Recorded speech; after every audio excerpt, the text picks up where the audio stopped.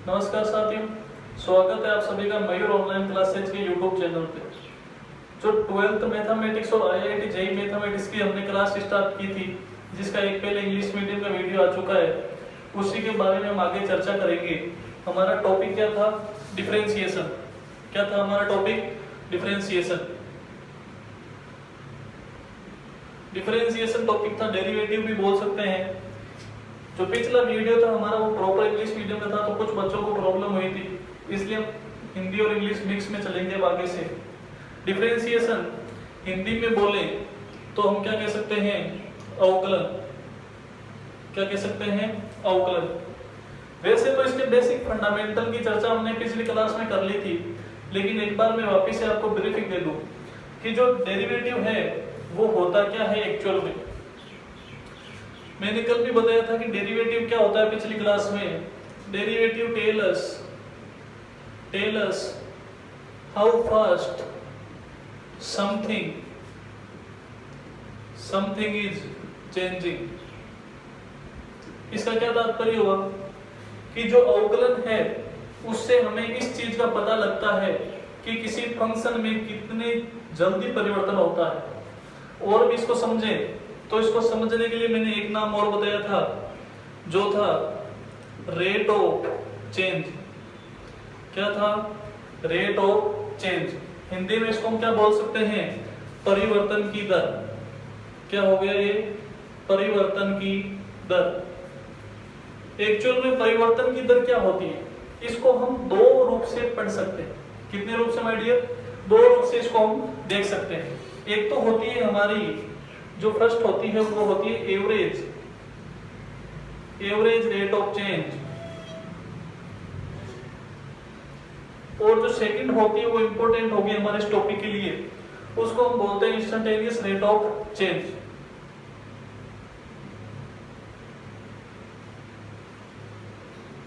Instantaneous rate of change. Hindi में बात करें तो एवरेज रेट ऑफ चेंज का तात्पर्य क्या हुआ? औसत परिवर्तन की दर।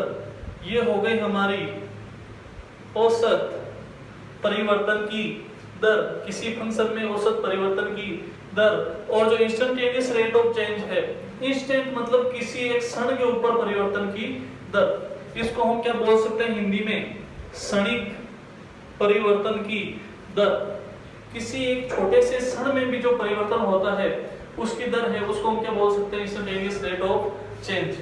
तो बड़े ध्यान से ध्यान देंगे, औसत रेट ऑफ चेंज क्या होती है और क्षणिक रेट ऑफ चेंज क्या होती है, इसकी चर्चा हम करने वाले हैं। जो औसत रेट ऑफ चेंज है वो क्या होती है? देखिए, किसी भी चीज का औसत कैसे ज्ञात करते हैं इसको हम समझेंगे। औसत रेट ऑफ चेंज से क्या तात्पर्य होगा हमारा? एवरेज की बात करें, दो चीजों की चर्चा करेंगे एवरेज रेट ऑफ चेंज के लिए। फर्स्ट है हमारे पास something is changing, and second one is changing with respect to something else. कहने से क्या तात्पर्य हो? देखिए माय डियर, अवकलन में मुख्य रूप से हम किसकी चर्चा करेंगे? अवकलन में मुख्य रूप से हम एक रिश्ते की बात करते हैं, एक रिलेशनशिप की बात करते हैं। देखो, इन दोनों में एक रिलेशन है।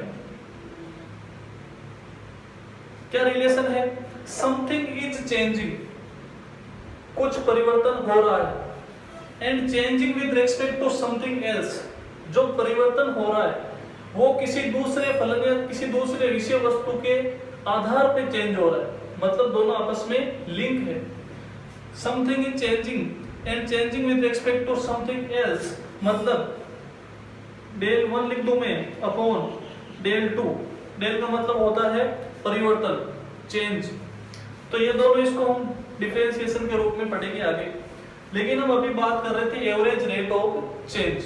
एवरेज रेट ऑफ चेंज को समझने का एक मैं आपको एग्जांपल देता हूं। किसकी बात कर रहे हैं हम अभी? जो रेट ऑफ चेंज है उसकी चर्चा कर रहे हैं हम अभी, बेसिक फंडामेंटल की चर्चा कर रहे हैं। वैसे हम पिछले वीडियो में कर चुके हैं, लेकिन मैं एक बार हिंदी में आपको रिवाइज करवा देता हूं। देखिए जी, फॉर एग्जाम्पल हमारे पास क्या है, एक गाड़ी है, ठीक है, ये गाड़ी हाईवे पे चल रही है और कुछ समय अंतराल के बाद में ये गाड़ी यहाँ पे पहुंच जाती है। बात समझ में आ रही है? एक कार है या एक गाड़ी है जो हाईवे पे चल रही है, ये इसका फर्स्ट पॉइंट है जहां पे हमने इसको नोट किया था, और कुछ समय बाद में यहाँ पे पहुंच गई। इन दोनों के बीच की डिस्टेंस में बोल दूं, इसने दूरी तय कर ली 200 किलोमीटर, और जो टाइम लगा इसको यहाँ से यहाँ तक वो लगा है 5 आवर। 5 घंटे में इस गाड़ी ने कितनी दूरी तय की? 200 किलोमीटर की दूरी तय की। अब मैं पूछूं कि इस गाड़ी की एवरेज स्पीड क्या थी? देखो, एवरेज में केवल अवकलन में काम आता है, दैनिक जीवन में हर जगह हम एवरेज का प्रयोग करते हैं। हमने एक नाम सुना है, हम एक नाम सुनते हैं, क्रिकेट देखते हैं, तो वहां पे एक नाम आता है रन रेट। क्या नाम आता है? Run rate. रन रेट से क्या तात्पर्य हुआ कि जितने ओवर खेले हैं और उनके सापेक्ष रन बने। देखो, जैसे मैंने बात की थी कि एवरेज या डिफरेंशिएशन में हम किसकी चर्चा करेंगे? एक रिलेशन की चर्चा करेंगे। रन रेट क्रिकेट देखते हैं, उसके अंदर रन रेट क्या है? रिलेशन है ओवर और रनों के बीच में। कि जैसे मैं बोल दूं 7 ओवर के अंदर हमारे 49 रन है, ओवर कितने हैं? 7, एंड हमारे रन कितने हैं? 49। तो मैं पूछ लो कि हमारी रन रेट क्या चल रही है। अगला वाला बोल रहा है कि हमें 10 की रन रेट चाहिए। कितने की? 10 की रन रेट रिक्वायर्ड है, और हमारे पास कितनी है? 49 रन हुए हैं, और कितने ओवर में? 7 में। तो कितने की रन रेट है? 7 रन प्रति ओवर अभी हम औसतन बना रहे हैं, और हमें कितने की आवश्यकता है? 10 रन प्रति ओवर की आवश्यकता है। देखो, औसत का प्रभाव नहीं पड़ता है। जैसे अगले एक ओवर में मैंने 14 रन बना लिए, दूसरे में मैंने 0 बना लिया, औसत कितना हुआ इसका? 7 हुआ। लेकिन हम एक ही ओवर की बात करें तो यहाँ पे पूरा मामला गड़बड़ हो जाएगा। इसलिए औसत रन रेट हमें क्या बताती है कि सारा जो कुछ भी है, दो चीजों के मध्य रिलेशन से हम क्या प्राप्त कर सकते हैं? किसी भी चीज का औसत प्राप्त कर सकते हैं। तो ये तो हो गई हमारी औसत की बात। हम बात कर रहे थे, एग्जाम्पल लिया था हमने गाड़ी वाला। अब इस एग्जाम्पल में देखो आप बड़े ध्यान से, 200 किलोमीटर चेंजिंग इन डिस्टेंस, किसकी बात कर रहे हैं हम बात कर रहे हैं एवरेज की। किसकी बात कर रहे हैं जी? एवरेज की बात कर रहे हैं। एवरेज को हम डिनोट करेंगे changing in distance and changing in time. Changing in time, average speed की बात कर रहे हैं हम इस गाड़ी की। तो दो चीजों के मध्य रिलेशन है, उसकी दूरी के मध्य और उससे द्वारा लिए गए समय के मध्य संबंध की हम चर्चा करेंगे। जैसा कि मैंने पहले भी बताया था कि डिफरेंशिएशन में हम किसकी चर्चा करेंगे? दो फलनों के मध्य संबंधों की चर्चा करेंगे। तो बड़े ध्यान से ध्यान देंगे। इस गाड़ी की एवरेज निकालने के लिए मैंने एक फॉर्मूला लिखा है, changing in distance upon changing in time. तो दो बिंदु है हमारे पास, मान लो एक बिंदु ए है और दूसरा बिंदु जहां पे गाड़ी पहुंची है उसको हमने मान लिया पॉइंट बी। तो यहाँ पे मान लो 0 थी और यहाँ पे 200 हो गई, तो चेंजिंग इन डिस्टेंस, दूरी में कितना परिवर्तन हुआ? 200 का परिवर्तन हुआ। कितना? 200। एंड चेंजिंग इन टाइम, समय में कितना परिवर्तन हुआ? एक 0 समय पे जहां से स्टार्ट किया वहां पे 0 मान लिया, और हम बोल रहे हैं कि 5 घंटे बाद में 200 किलोमीटर दूर गाड़ी पहुंच जाएगी। तो जो टाइम के अंदर चेंज है वो कितना हुआ? 5 आवर। अब हम स्पीड निकालें तो ये हमारी आ जाएगी क्या? Average speed. तो ये तो हो गया हमारा एवरेज रेट ऑफ चेंज। ये क्या है? परिवर्तन की दर ही है। एवरेज क्या है? परिवर्तन की दर है। अब हम बात कर रहे थे most important rate of change में सेकंड पार्ट था हमारा इंस्टेंटेनियस रेट ऑफ चेंज, क्षणिक परिवर्तन की दर। तो बड़े ध्यान से ध्यान देंगे माय डियर। अब मैं इसी एग्जांपल को मॉडिफाइड कर देता हूं कि ये गाड़ी यहां से स्टार्ट हुई और एक दूसरे बिंदु बी पे पहुंच गई, और जो बिंदु बी है वहां पे इस गाड़ी का क्या हो जाता है? एक्सीडेंट हो जाता है। क्या हो जाता है? एक्सीडेंट हो जाता है।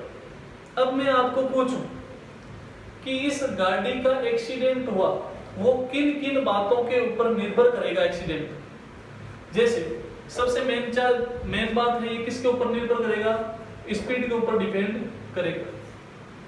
किसी भी गाड़ी का एक्सीडेंट होता है तो वो किसके ऊपर डिपेंड करता है कि वो गाड़ी की स्पीड क्या थी। यदि गाड़ी तेज थी तो एक्सीडेंट कैसा होगा, मेजर होगा, और गाड़ी धीरे थी तो एक्सीडेंट कैसा होगा, प्रोबेबिलिटी है कि एक्सीडेंट होगा, माइनर होगा, छोटा सा होगा। अब मैं आपको बोलूं, हमें यहाँ से पता चला कि इस गाड़ी की जो औसत स्पीड है वो है 40 किलोमीटर पर आवर। क्या थी औसत स्पीड, 40 किलोमीटर प्रति घंटा। बात समझ में आ रही है? 40 किलोमीटर प्रति घंटा एवरेज स्पीड थी हमारी इस गाड़ी की। और मैं बोलूं कि जो गाड़ी का ये एक्सीडेंट हुआ है, क्या हुआ है, एक्सीडेंट हुआ है, क्या ये इस चीज पे निर्भर करेगा कि गाड़ी की स्पीड 40 किलोमीटर प्रति घंटा थी? बिल्कुल निर्भर नहीं करेगा। कैसे? देखिए, बड़े ध्यान से ध्यान देंगे। एवरेज स्पीड मैंने आपको बताई, जैसे रन रेट की भी चर्चा की, तो ये जरूरी नहीं कि प्रत्येक ओवर में 7 रन बनाने से एवरेज 7 आएगा। एक ओवर में 14 हो गए, दूसरे में 0 आए, तो भी हमारा रन रेट क्या रहेगा, 7 का रन रेट रहेगा। उसी प्रकार औसत स्पीड इसके ऊपर मायने नहीं रखती। क्यों नहीं रखती? क्योंकि जो 40 किलोमीटर प्रति घंटा स्पीड आई है हमारी, तो ये इस बात का संकेत बिल्कुल नहीं देती है कि यहां से यहां तक इस गाड़ी की स्पीड 40 किलोमीटर प्रति घंटा ही थी प्रत्येक बिंदु पे। हो सकता है कि इस बिंदु पे इस गाड़ी की स्पीड 100 किलोमीटर पर हो, यहाँ पे कोई बिंदु है वहां पे 120 हो, यहाँ पे बिल्कुल 20 भी हो सकती है, यहाँ पे 80 भी हो सकती है। तो जो एक्सीडेंट होगा, सेंट्रल क्वेश्चन क्या है हमारा, मुद्दे की बात ये है कि जो एक्सीडेंट है वो किसके ऊपर डिपेंड करेगा कि इस बिंदु पे क्या स्पीड थी गाड़ी की, उसी पे डिपेंड करेगा कि गाड़ी जिस समय एक्सीडेंट हुई है हमारी, उस समय उस गाड़ी की स्पीड क्या थी, ना कि एवरेज स्पीड क्या थी। तो एवरेज का फॉर्मूला हमारे पास है, हम बात कर रहे हैं instantaneous rate of change. Instantaneous rate of change, average rate of change हमने निकाल ली थी बड़ी आसानी से। अब हम इस फॉर्मूला से देखते हैं इंस्टेंटेनियस रेट ऑफ चेंज निकाल सकते हैं क्या। फॉर्मूला था changing in distance upon changing in time. बात समझ में आ रही है? Changing in distance upon changing in time, कि दूरी में जो परिवर्तन हो रहा है वो समय के सापेक्ष किस प्रकार परिवर्तन हो रहा है। अब मैं यहाँ पे फॉर्मूला में मान रखूंगा changing in distance.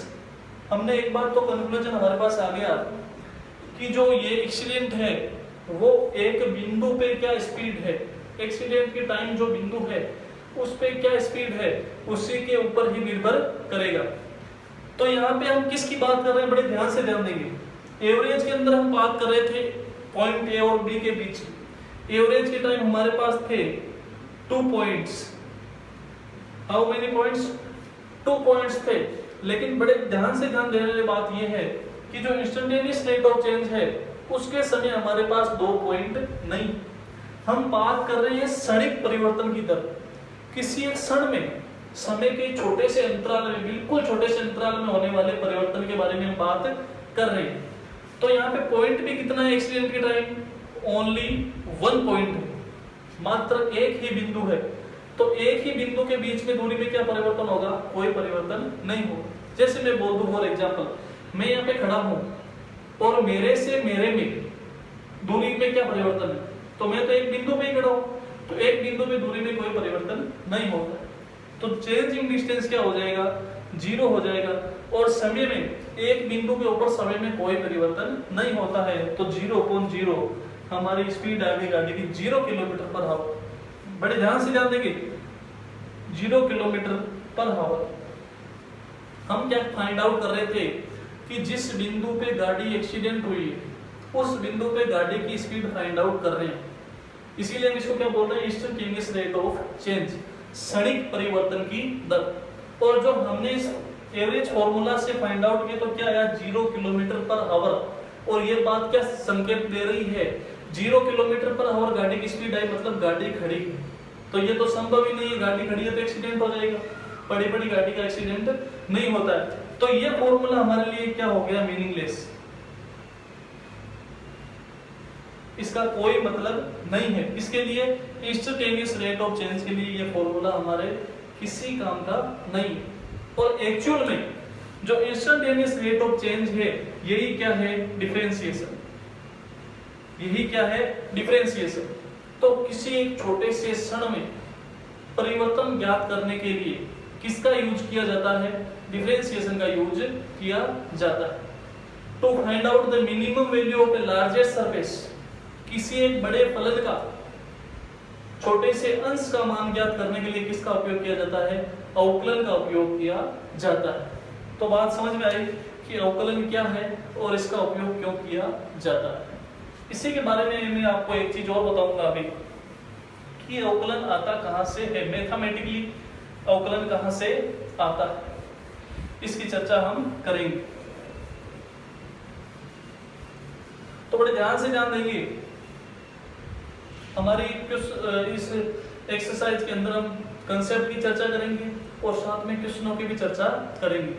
12th board से लेकर IIT JEE और एडवांस सभी क्वेश्चनों की हम चर्चा करने वाले हैं। अब देखो मैं आपको एक बात बताता हूं कि जो ये डिफरेंशिएशन है ये कहां से आता है। ये हमारा 2D में कोई ग्राफ है और हमारे पास है y बराबर f ऑफ x, यानी फंक्शन कोई फलन है, क्या है, y बराबर f ऑफ x। इसका हम ग्राफ बनाए तो मान लो ये हमारे पास इसका ग्राफ प्राप्त हो गया। ठीक है, बड़े ध्यान से ध्यान देंगे। यहाँ पे दो बिंदु है x अक्ष पे, ये हमारे दो बिंदु हो गए x अक्ष पे, और इसी प्रकार y अक्ष पे भी दो बिंदु है, एक तो ये हो गया और दूसरा बिंदु ये हो गया।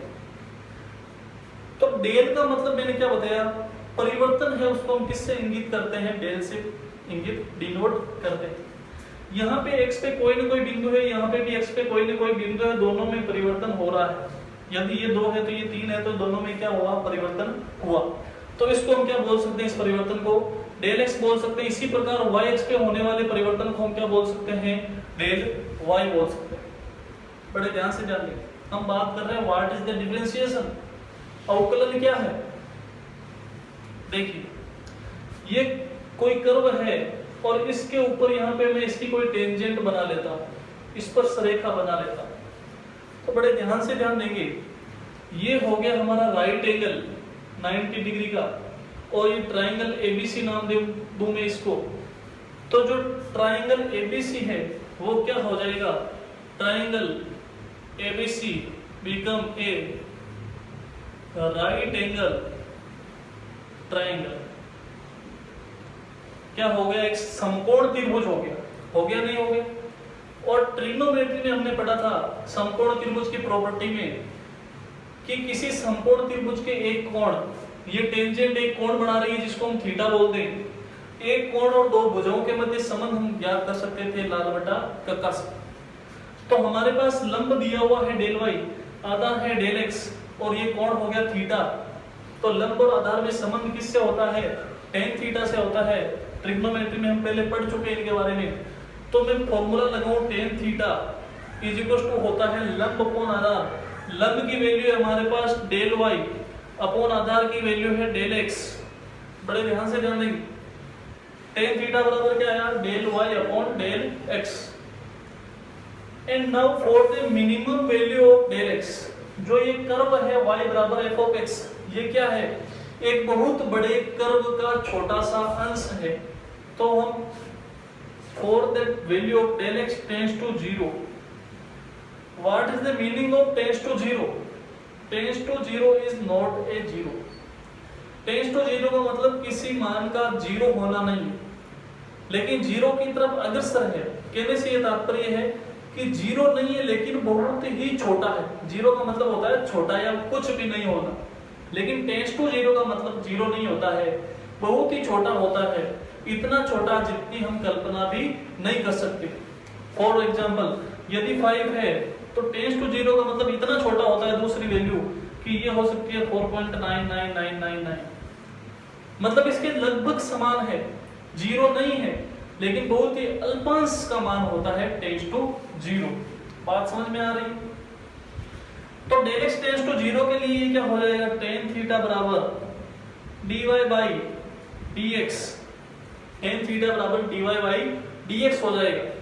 बड़े ध्यान से ध्यान देंगे, यदि ये 0 होता तो ये पूरा फंक्शन क्या हो जाता है, ये पूरा सिस्टम 0 हो जाता है, इसलिए ये 0 नहीं है। टेंस टू 0 का मतलब होता है बहुत ही छोटा, जिसकी हम कल्पना भी नहीं कर सकते, या हम कह सकते हैं going to be 0। Tan theta बराबर dy बाई dx आ गया। ये देखो किस प्रकार है, ये है dy dx और ये y है अलग से, dy dx ऑफ y। बात समझ आ रही है, dy dx ऑफ y है, इसका मतलब क्या है, ये dy dx क्या है, dy dx क्या है, dy dx को गुणा करने की चीज नहीं है कि जिससे हमें गुणा करना है किसी फंक्शन को। dy dx क्या है, नोटेशन है, नोटेशन ऑफ डिफरेंशिएशन। क्या है, नोटेशन ऑफ डिफरेंशिएशन, मतलब हम बोल सकते हैं डिफरेंशिएशन का साइन है जिससे हम अवकलन को चिन्हित करते हैं।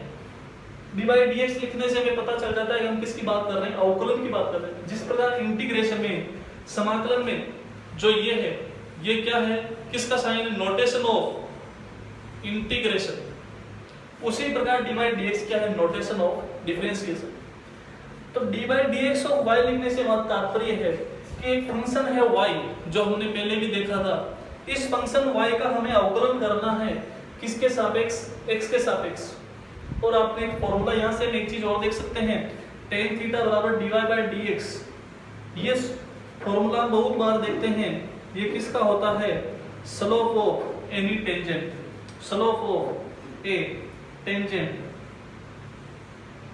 स्पर्श रेखा की ढाल। स्पर्श रेखा की ढाल भी किससे प्रदर्शित की जाती है, अवकलन के माध्यम से ज्ञात की जाती है। मुख्य रूप से अवकलन का यही प्रयोग है कि किसी कर्व की किसी बिंदु पे स्पर्श रेखा है, उसके हम ढाल ज्ञात करते हैं, तो किसका प्रयोग करते हैं, अवकलन का उपयोग करते हैं। फॉर एग्जाम्पल मैं आपको बताऊं, जैसे हमारे पास एक ग्राफ, किसी फंक्शन का हमारे पास क्या है, एक ग्राफ, ये इस प्रकार एक ग्राफ, मुख्य रूप से साइन का ऐसा होता है। डिफरेंशिएशन और इंटीग्रेशन में क्या डिफरेंस है, अवकलन से हम इस ग्राफ के किसी भी बिंदु पे स्पर्श रेखा ज्ञात कर सकते हैं, और इंटीग्रेशन से हम इसमें से किसी भी का एरिया ज्ञात कर सकते हैं। क्या ज्ञात कर सकते हैं, एरिया, क्षेत्रफल फाइंड आउट कर सकते हैं। तो ये हुआ हमारा मुख्य रूप से डिफरेंशिएशन का मुद्दा, basic of differentiation, basic fundamentals of differentiation. अब हमारे आगे बढ़ने का प्रक्रिया क्या रहेगी, आगे हम क्वेश्चनों की चर्चा करेंगे, पहले कंसेप्ट की चर्चा करेंगे, फिर उसके बेस एक आधे क्वेश्चन की चर्चा करेंगे, और फिर हम विस्तृत रूप से क्वेश्चनों की चर्चा करेंगे। तो आगे चलते हैं हम, एक बार आप इसको नोट कर लीजिए, आगे हम बेसिक फंडामेंटल्स और फॉर्मूला के ऊपर चलेंगे।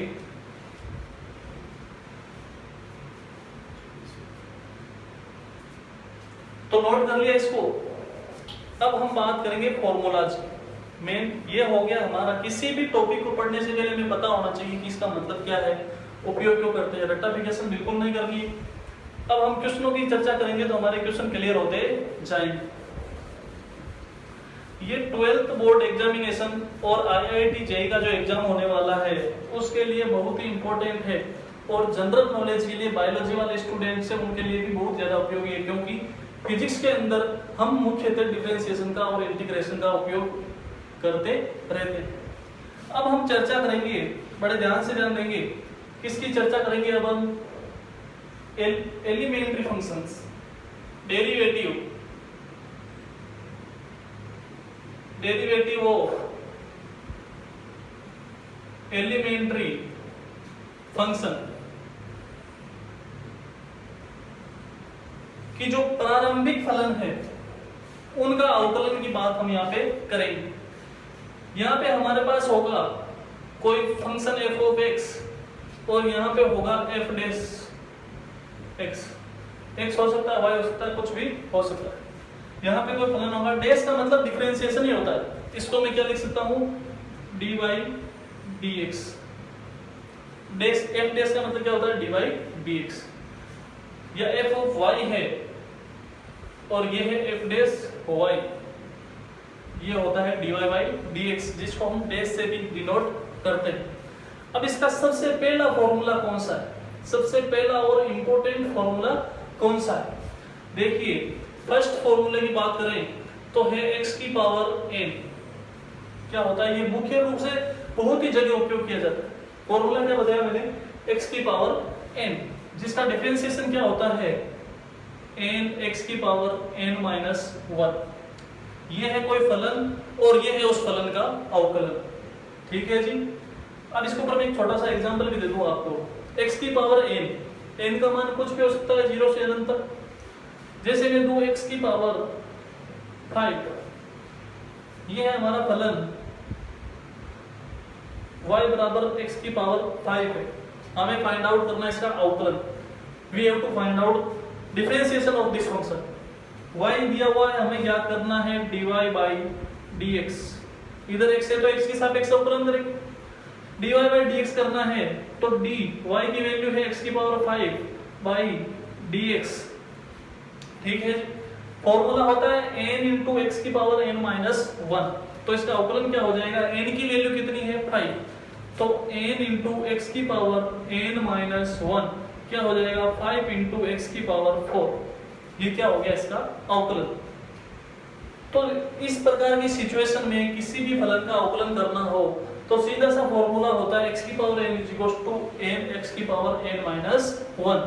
ठीक है जी, यहाँ तक बात समझ में आ गई। अब हम आगे चर्चा करेंगे।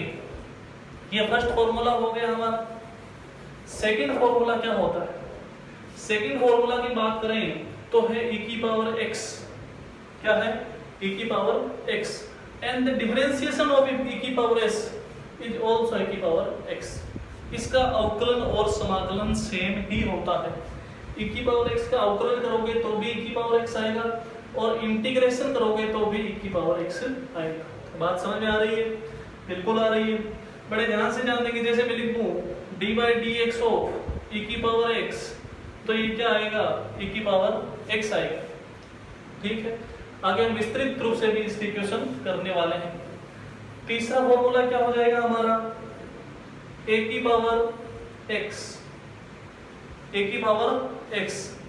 इसका डिफरेंशिएशन क्या होगा, a की power x log a।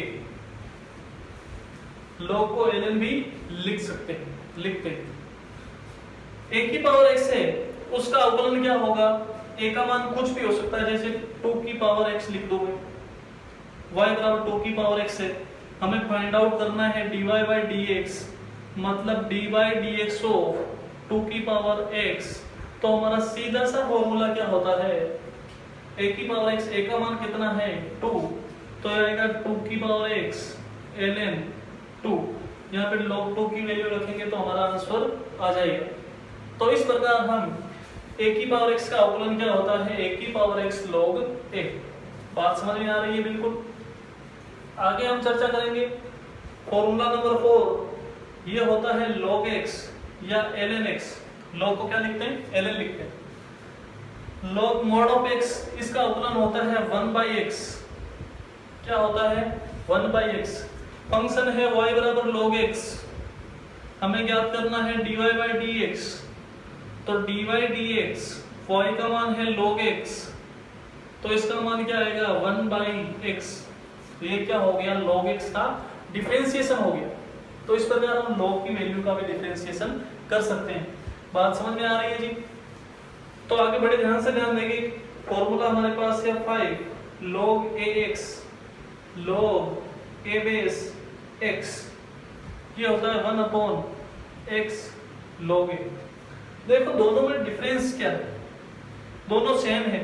log या ln एक ही बात है। ऊपर लिखा हुआ है ln, e बेस क्या है इसका e है, तो इसका सीधा सा अवकलन क्या हुआ 1 बाई x।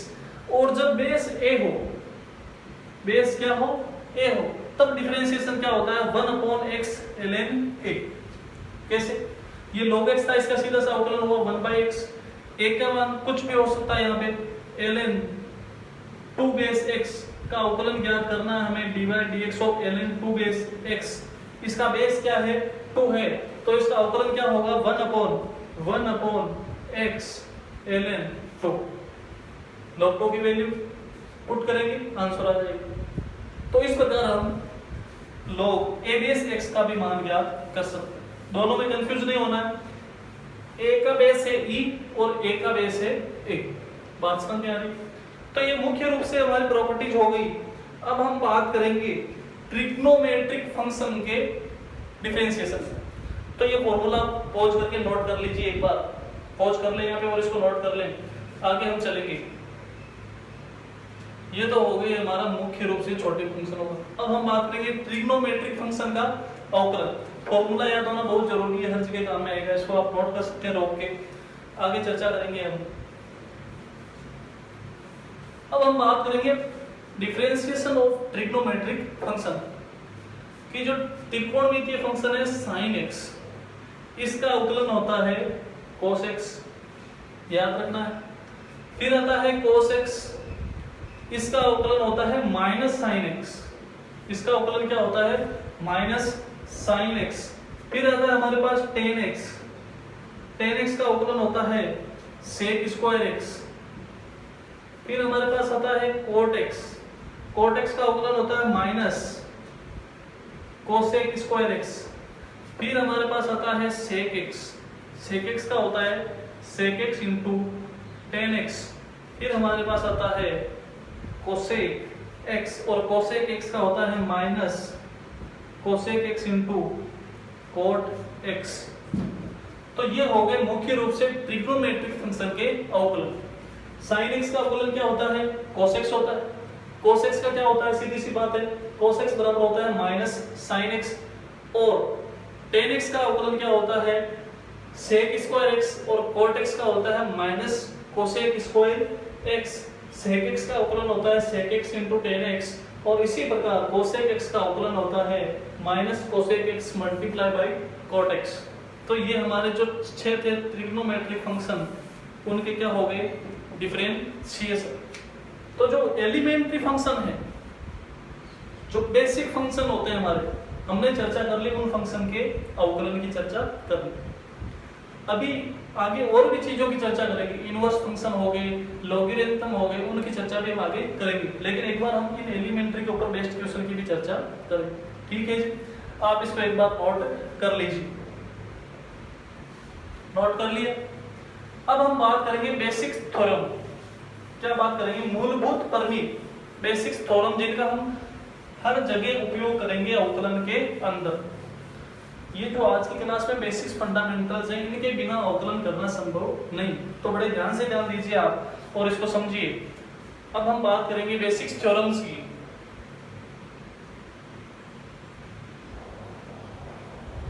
बेसिक्स थ्योरम बोल सकते हैं मूलभूत परिमेय। मूलभूत परिमेय से तात्पर्य है कि हम अवकलन की चर्चा करेंगे तो उसमें किस प्रकार की परिस्थितियां हो सकती है। किन्हीं दो फंक्शन को जोड़ के उनका अवकलन हो सकता है, घटा के हो सकता है, गुणा का हो सकता है, भाग का हो सकता है, और भी कई प्रकार होंगे इसके अंदर। तो इसमें बहुत ही अच्छे अच्छे फंडामेंटल्स की चर्चा करेंगे हम। जो फर्स्ट है वो है एडिशन एंड सब्सट्रैक्शन, जोड़ या बाकी, किन्हीं दो फंक्शन की जोड़ या बाकी की हम चर्चा करेंगे।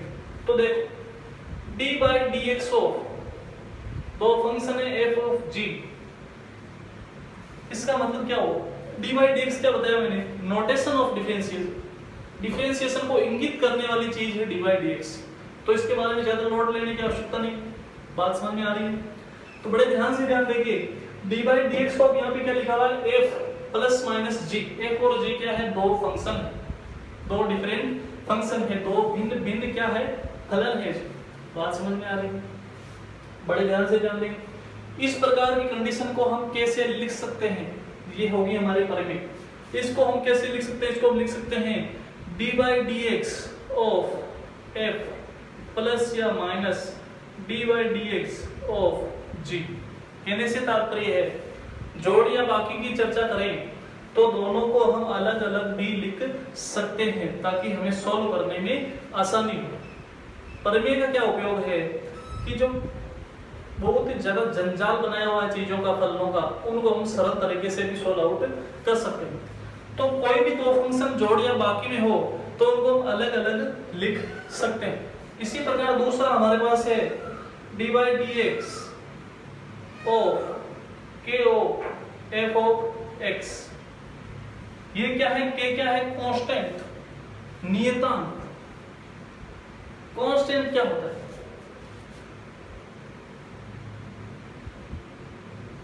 कांस्टेंट क्या होता है? हिंदी में बोले नियतांक, हिंदी के मतलब से समझ में आएगा आपको। मैंने क्या बोला हिंदी में इसको? नियतांक। मतलब नियतांक मतलब नियत है जो अंक, ऐसा अंक या ऐसी प्रॉपर्टी जिसका मान क्या है? नियत है। फॉर एग्जांपल मैं लिख दूं 3, तो 3 का मान क्या होता है? 3 होता है, हमेशा 3 का मान 3 ही होता है। तो ये क्या है? कांस्टेंट है। जैसे मैं लिख दूं x, तो x का कोई फिक्स वैल्यू नहीं है, ये क्वेश्चन के ऊपर डिपेंड करती है x की क्या वैल्यू होगी। तो x हमारा नियतांक नहीं होगा। बात करें नियतांक के, तो नियतांक का डिफरेंशिएशन क्या होता है? हमेशा 0। नियतांक का डिफरेंशिएशन हमेशा क्या होता है? 0 होता है। तो जो हमारी सेकंड थ्योरम है वो ये बोलती है कि किसी भी फलन के अवकलन में यदि गुणा में नियतांक हो तो हम उसको सीधा बाहर लिख सकते हैं, उसका अवकलन करने की आवश्यकता नहीं है। यदि गुणा में नियतांक हो तो, और केवल नियतांक हो तो उसका मान क्या आएगा? 0 आएगा। तो इस प्रकार की स्थिति हो तो हम इसको लिख सकते हैं, k को बाहर लिख लिया और dy dx अवकलन कर देंगे फलन f ऑफ x का। बात समझ में आ रही? बात समझ में आ रही है? तो हम इसको इस प्रकार लिख सकते हैं। बड़े ध्यान से ध्यान देंगे। तीसरा हमारा है dy dx of f of x into g of x। ये क्या कहना चाह रहा है? जैसा कि मैंने पहले भी बताया था, f और g क्या है? दो अलग अलग फंक्शन। और इस बार क्या बोल दिया कि दो फंक्शन गुणा में दिए हुए हैं तो उनका अवकलन कैसे होगा। तो देखिए, दो फंक्शन गुणा में है तो उसका फॉर्मूला होता है, पहले दो फंक्शन हो गए फर्स्ट और सेकंड, ये हो गया फर्स्ट और ये हो गया सेकंड। तो इसको हम ऐसे याद करते हैं, पहला है जैसे का जैसे, दूसरे का अवकलन प्लस दूसरा है जैसे का जैसे और पहले का अवकलन। कैसे लिखेंगे इसको? फर्स्ट है जैसे का जैसे f ऑफ x गुणा सेकंड का अवकलन dy dx of g of x plus इस बार सेकंड है जैसे का जैसे और गुणा फर्स्ट का अवकलन। ठीक है?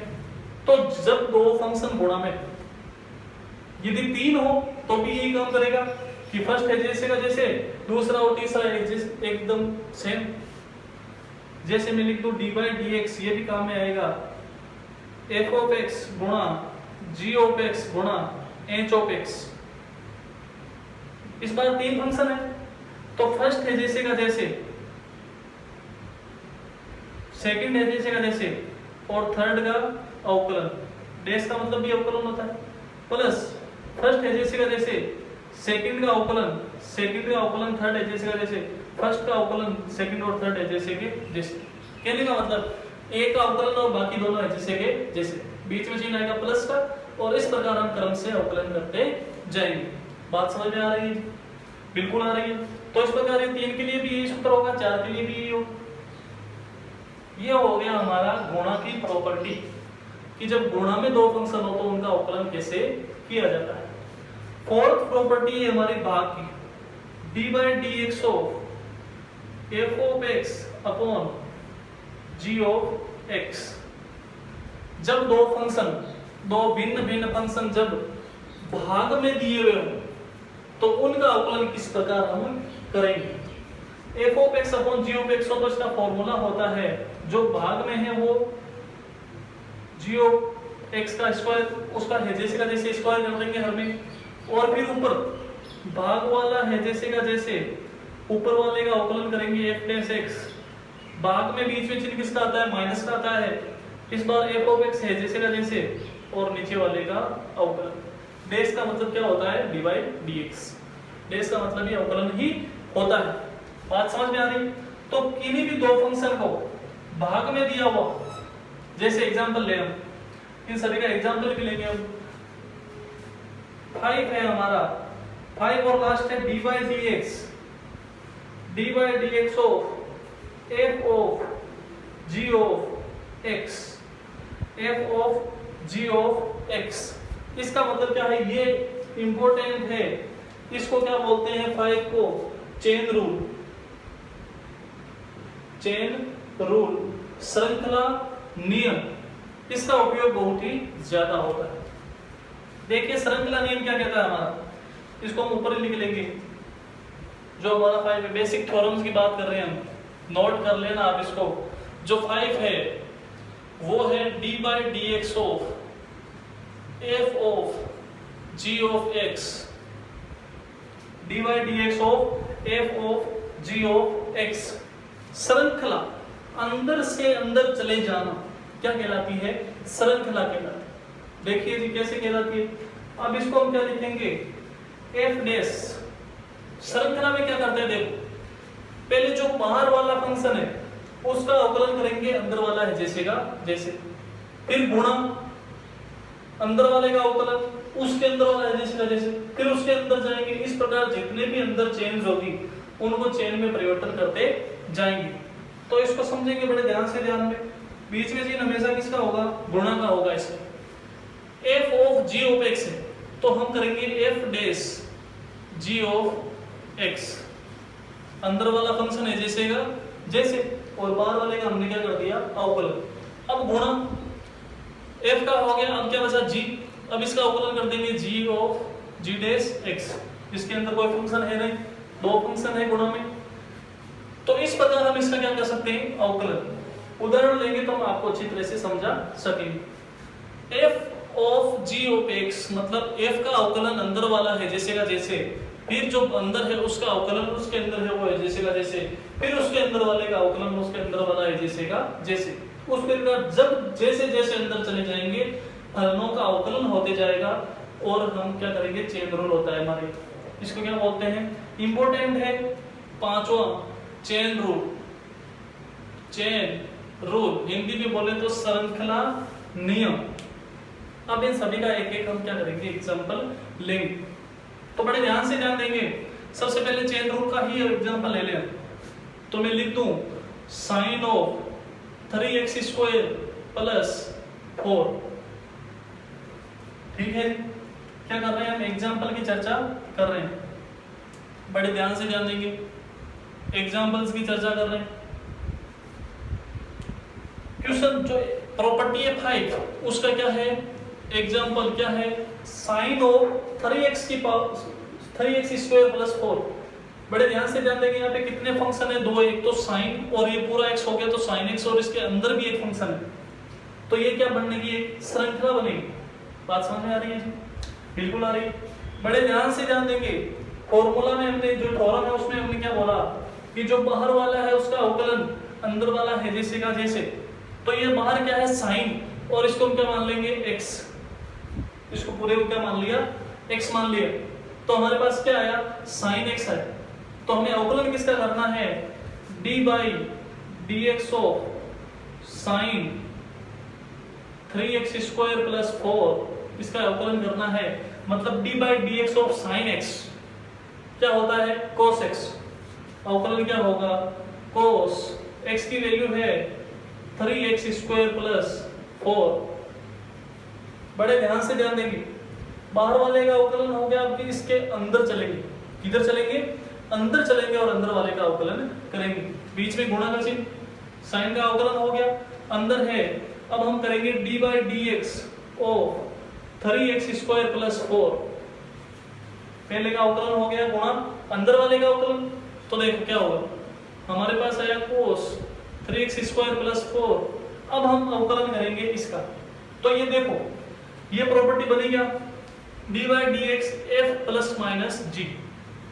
ये प्लस में है तो इसको अलग अलग लिख सकते हैं या सीधा भी कर सकते हैं। क्यों, क्योंकि 4 है कांस्टेंट, तो इसका तो अवकलन होगा नहीं, 0 होगा। अवकलन करना है d by d x of 3x square. देखिए d by d x of 3x square, हमने सबसे पहले बात की थी, अवकलन होता है x की पावर n। क्या होता है, n x की पावर n माइनस 1। 3 तो कांस्टेंट है, बाहर आ जाएगा। कांस्टेंट क्या किधर आ जाता है, बाहर। प्रॉपर्टी पढ़ी थी हमने। अवकलन करना है x स्क्वायर का, n का मान है 2, तो ये होगा 2x की पावर 2 माइनस 1 बराबर 2x, और गुणा में है 3, तो ये इसका अवकलन क्या हो जाएगा, गुणा 3 गुणा में 3 इंटू 2 हो जाएगा 6। तो ये हमारा सीधा सा क्या हो गया इसका अवकलन। अब इसके अंदर कोई फंक्शन है नहीं, ये लास्ट फंक्शन था, तो यहाँ तक हमारा क्या हो जाएगा, अवकलन का आंसर हो जाएगा। एक बार वापस समझ लो इसको। एग्जाम्पल था साइन 3x² + 4, इसका डिफरेंशिएट करना था हमें, और ये चेन रूल का एग्जाम्पल है, श्रृंखला नियम का एग्जाम्पल है। तो सबसे पहले बाहर वाले का अवकलन करते हैं। बाहर है साइन, इसको मान लिया x, इसको डिफरेंशिएट करेंगे तो cos x होता है, x की वैल्यू रख दी। अब अंदर और फंक्शन है तो गुणा में उसका भी अवकलन करेंगे, तो d/dx of 3x² + 4। इसको मैं यहाँ पे आपको विस्तृत रूप से बताऊं तो ये है d/dx of 3x² + d/dx of 4। इसका मान तो क्या हो जाएगा, 0 हो जाएगा। x के सापेक्ष अवकलन कर रहे हैं और ऊपर x का कोई फंक्शन ही नहीं है, तो अवकलन क्या हो जाएगा, 0 हो जाएगा। बात समझ में आ रही है? ये तो बात ही खत्म हो गई इसकी, 0 हो गया ये। हमें अवकलन करना था d/dx of 3x²। कांस्टेंट को बाहर ले लेते हैं, प्रॉपर्टी पढ़ी थी हमने पहले, और अंदर बचा x², फॉर्मूला लगा दिया x की पावर n वाला, और मान लगा तो अवकलन क्या आया 2x, और बाहर गुणा में 3 था, तो 3 गुणा 2x क्या होता है 6s। तो हमारा अवकलन क्या हो गया बेसिकली इस फंक्शन का 6x * cos 3x² + 4। तो ये होता है श्रृंखला नियम। एग्जाम्पल पढ़ लिया, आगे हम विस्तृत रूप से और क्वेश्चनों की चर्चा भी करेंगे। तो ये एग्जाम्पल हो गया हमारा श्रृंखला नियम का, नोट कर लेना पॉज करके। जितनी प्रैक्टिस करेंगे हमारे क्वेश्चन और परफेक्ट होते जाएंगे। हमारा 5 का एग्जाम्पल हो गया। अब हम बात करेंगे सेकंड की, d/dx। एग्जाम्पल्स की चर्चा कर रहे हैं। d/dx ये हमारा फर्स्ट क्या बोल रहा है कि दो फंक्शन जब जोड़ या बाकी में हो तो उनका अवकलन करना है। तो मैं लिख दूं यहाँ पे sin x + cos x लिख सकता हूं मैं। दो अलग अलग फंक्शन है और किस में है, जोड़ में है, तो हम इसको क्या लिख सकते हैं, ये बता रहा है कि इनको अलग अलग आप लिख सकते हो। कहने से मतलब इसको आप ऐसे लिख सकते हो d/dx of sin x, बीच में चिन्ह प्लस का है, और आगे d/dx of cos x। बात समझ में आ रही है? बड़े ध्यान से ध्यान देंगे, अब हम आसानी से इसका अवकलन कर सकते हैं। sin x का अवकलन क्या होता है cos x plus cos x का अवकलन क्या होता है माइनस sin x। अवकलन क्या हो जाएगा cos x plus minus minus sin x। तो इस प्रकार जब दो या दो से अधिक फलन जोड़ या बाकी में हो और एक साथ हो तो उनको हम अलग अलग लिख के उनका डिफरेंशिएट कर सकते हैं। ये हमारी फर्स्ट प्रॉपर्टी कहती है। ठीक है जी। अब हम एग्जांपल लेंगे सेकंड प्रॉपर्टी। क्या बोलती है हमारी second property, d/dx of k * f of x। इसका एग्जांपल इसके अंदर भी आया था। कैसे, d/dx of 5 * x की पावर 5, ये लिख दो मैं। इसका अवकलन करना है d/dx of 5 * x की पावर 5। यहाँ पे जो 5 ये है गुणा में, किसमें है, गुणा में। ये 5 क्या है, कांस्टेंट है, नियतांक है। तो इसको ये प्रॉपर्टी क्या बोल रही है कि जो नियतांक होता है उसको आप बिना अवकलन किए कैसे लिख सकते हो, बाहर लिख सकते हो। जब वो नियतांक कहाँ पे हो, किसी फलन के गुणा में हो। यदि सिर्फ नियतांक होगा तो उसका अवकलन क्या होगा, 0 होगा। ये किसी फंक्शन के साथ गुणा में है, किसी फंक्शन के साथ गुणा में है, तो इसको सीधा बाहर लिख देंगे और हमें सिर्फ अवकलन करना होगा उस फंक्शन का x की पावर 5। और x की पावर n का डिफरेंशिएट क्या होता है, n x की पावर n - 1। तो 5 n का मान है गुणा 5 x की पावर n - 1, 5 * 5 25 x की पावर 4। ये क्या हो गया हमारा 5x की पावर 5 का डिफरेंशिएशन। इतना करने की जरूरत नहीं है, ये भी मैं आपको बेसिकली बता रहा हूँ। आप सीधा कर सकते हो 5 * 5 25 x की पावर 5 - 1 4, 25 x की पावर 4, सीधा भी हम कर सकते हैं। तो ये हो गया हमारा सेकंड प्रॉपर्टी का एग्जांपल, जब कांस्टेंट क्या हो, किसी फंक्शन के गुणा में हो। ठीक है जी, नोट कर लेना इसको। आगे हम बात करेंगे, आगे हम चर्चा करेंगे थर्ड प्रॉपर्टी का। थर्ड प्रॉपर्टी क्या कहती है, d/dx fx इंटू gx, मतलब दो या दो से अधिक फलन जब गुणा में हो तो उनका अवकलन कैसे किया जाता है। एग्जाम्पल लिख लूं मैं, एक्स स्क्वायर गुणा साइन एक्स, ये क्या है, y बराबर एक्स स्क्वायर गुणा साइन एक्स, और हमें फाइंड आउट करना है value of dy by dx, हमें क्या करना है, फाइंड आउट करना है। तो बड़े ध्यान से ध्यान देंगे, फंक्शन है x square into sine x, मतलब दो फंक्शन है और दोनों कैसे हैं, गुणा में है। तो हमारी प्रॉपर्टी क्या कहती है कि दोनों में से जो फर्स्ट है उसको है जैसे का जैसे लिख दो, सेकंड का अवकलन कर दो, बीच में प्लस, इस बार सेकंड को है जैसे लिख दो और फर्स्ट का अवकलन कर दो। तो सबसे पहले प्रॉपर्टी लगाएंगे, ये हो गया हमारा फर्स्ट और ये हो गया सेकंड। तो प्रॉपर्टी कहती है फर्स्ट है जैसे का जैसे इनटू सेकंड का अवकलन D by d x of sine x plus इस बार सेकंड है जैसे का जैसे और अवकलन करना है फर्स्ट का D by d x of x square. तो एक्स स्क्वायर है जैसे का जैसे साइन एक्स का अवकलन क्या होता है, cos x होता है, क्या होता है, cos x plus sine x है जैसे का जैसे, और एक्स स्क्वायर का अवकलन क्या होगा, x की पावर n के फॉर्मूले से 2x होगा। फॉर्मूले याद करने आपको पुट करना आना चाहिए, हमने चर्चा की थी अभी पहले। तो ये क्या हो गया basically x square into sine x का अवकलन। बात समझ में आ रही, ये हो गया हमारा थर्ड प्रॉपर्टी का एग्जांपल। ठीक है जी, बड़े ध्यान से ध्यान देंगे, नोट कर लेना एक बार इसको पॉज करके। अब हम फोर्थ प्रॉपर्टी का एग्जांपल देखेंगे। फोर्थ प्रॉपर्टी क्या है, भाग। भाग की प्रॉपर्टी है, मतलब जब दो फंक्शन भाग में हो तो उनका अवकलन किस प्रकार किया जाता है। आगे हम क्वेश्चन करेंगे, उनमें हो सकता है एक प्रॉपर्टी, दो, तीन, चार और पांचों प्रॉपर्टी ही काम में आ जाए, तो इसलिए आपको हर प्रॉपर्टी आना जरूरी।